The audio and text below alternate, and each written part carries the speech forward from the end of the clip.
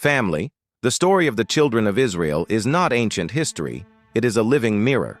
Their journey from Egypt to the Promised Land reveals how unbelief can keep a whole generation from God's best. The question is not, why did they fail?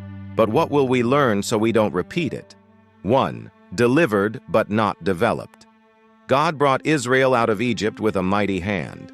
They saw the Red Sea open, manna fall, water flow from a rock. They were delivered, yet their minds were still in Egypt. Freedom on the outside means nothing if bondage still lives inside. Unbelief begins when memory fades. They forgot what God had done yesterday and doubted what he could do today. So they murmured, complained, and longed for the slavery they once begged to escape. Lesson 1. Redemption must be followed by renewal. You can come out of Egypt, but Egypt must also come out of you. To promise requires partnership. At Kadesh Barnea, God promised the land, but they refused to enter. They saw giants instead of God's power. 10 spies said, "We can't," and the people agreed. Fear spoke louder than faith. Faith is not denial of danger, it is dependence on God.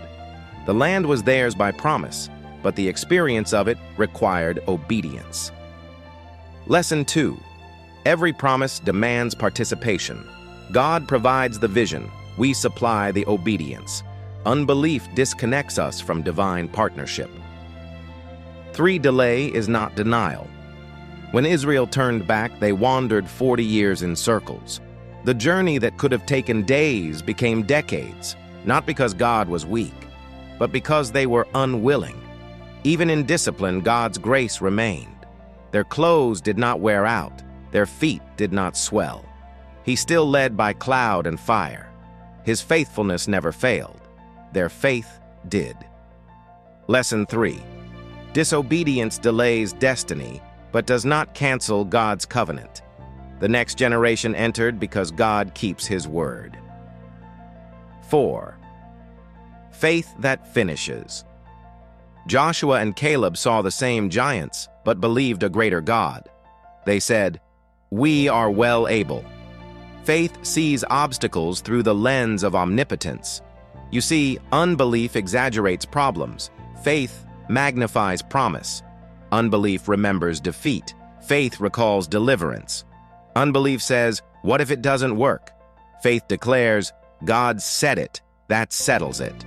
Lesson 4. Faith is obedience in motion. Believing is not thinking positive, it is acting on what God has spoken. Closing charge. Motivation, courage, family. Don't let unbelief make you a wilderness wanderer when God designed you for the promised land of purpose. Stand firm, obey quickly, trust deeply. Let your faith move your mind, and let your renewed mind move mountains. Faith that moves minds and minds that move mountains.